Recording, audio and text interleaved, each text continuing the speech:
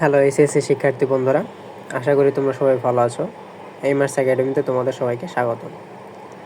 তোমাদের SSC exam খুবই নিকটে। তো যারা ইংলিশ ফার্স্ট পেপার এর মার্ক ডিস্ট্রিবিউশন অর্থাৎ মান বন্টন সম্পর্কে জানো না, আজকের ভিডিও তাদের জন্য। জানো যে তোমাদের ফার্স্ট পেপার এক্সামটি হবে টোটাল 100 মার্কের। তো 100 মার্ক কোনটায় কত মার্ক এবং কি কি থাকবে এগুলো সব এখানে লেখা আছে। যার প্রথমে যদি দেখো, এখানে দুইটা পার্ট আছে, পার্ট 1, পার্ট 2। পার্ট 1-এ রিডিং এবং পার্ট 2-তে যে রাইটিং পার্টগুলো আছে ওইগুলো। তো পার্ট 1-এ কী কী আছে? প্রথম যে তোমাদের প্রশ্নটি থাকবে ইংলিশ ফার্স্ট পেপারে, মাল্টিপল চয়েস কোশ্চেন্স। প্রথমে একটি প্যাসেজ থাকবে, সেই প্যাসেজে মাল্টিপল চয়েস কোশ্চেন্স অর্থাৎ বহু নির্বাচনী প্রশ্ন থাকবে।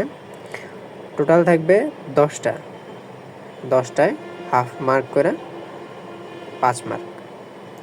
এরপরই থাকবে শর্ট অ্যান্সার কোশ্চেন্স, মানে ছোট প্রশ্ন।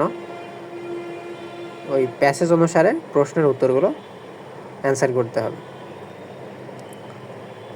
এখানে প্রশ্ন থাকবে মোট 5টা, যার প্রতিটি প্রশ্নের মান থাকবে 3 করে, 3 5 15।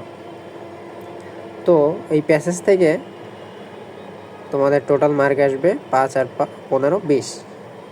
এরপরেই 3 নম্বর প্রশ্ন তোমাদের থাকবে ইনফরমেশন ট্রান্সফার অথবা ফ্লো চার্ট। এখানে আরেকটা প্যাসেজ থাকবে, ওই প্যাসেজ অনুসারেই এই ইনফরমেশন ট্রান্সফার অথবা ফ্লো চার্ট আঁকতে হবে। এখানে এর মান 5।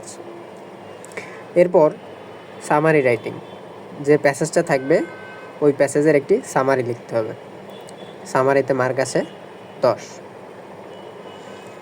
তারপর ক্লোজ টেস্ট উইথ ক্লোজ, অর্থাৎ ক্লু দেয়া থাকবে, শূন্যস্থান পূরণ করতে হবে। টোটাল 10টা থাকবে, হাফ মার্ক করে 5 মার্ক। এরপর ক্লোজ টেস্ট উইদাউট ক্লোজ, এখানে কোনো ক্লু দেয়া থাকবে না, শূন্যস্থান পূরণ করতে হবে। এর মান থাকবে 1 করে, মোট 10 মার্ক। তো একটা উইথ ক্লোজ আর একটা উইদাউট ক্লোজ। এরপর রিঅ্যারেঞ্জিংয়ে মার্ক থাকবে 10টা সেন্টেন্স থাকবে, গল্প অনুসারে সাজাতে হবে। সাজাতে পারলেই টোটাল মার্ক থাকবে 10। এই হলো পার্ট 1-এর রিডিং পার্ট। এরপর পার্ট 2-তে আছে গাইডেড রাইটিং, অর্থাৎ তোমাদের যে রিটেন পার্টগুলো আছে, টোটাল 3টা পার্ট আছে, 3টা পার্টের 40 মার্ক। ইন্টারপ্রেটিং গ্রাফ অথবা চার্ট, গ্রাফ চার্টে মার্ক আছে 15। স্টোরি রাইটিং, এটাই আছে 15। আর ইনফর্মাল লেটার, এটাই 10। তো রিটেন পার্টে আছে টোটাল 40, আর প্রথমে যে রিডিং পার্টে আছে টোটাল 60। তো দুইটা মিলে তোমাদের টোটাল মার্ক হবে 100। এই হলো তোমাদের ইংলিশ ফার্স্ট পেপারের মার্কস ডিস্ট্রিবিউশন। আশা করি তোমরাও বুঝতে পেরেছো তোমাদের পরীক্ষায় কি কি প্রশ্ন থাকবে এবং তাদের মার্ক থাকবে।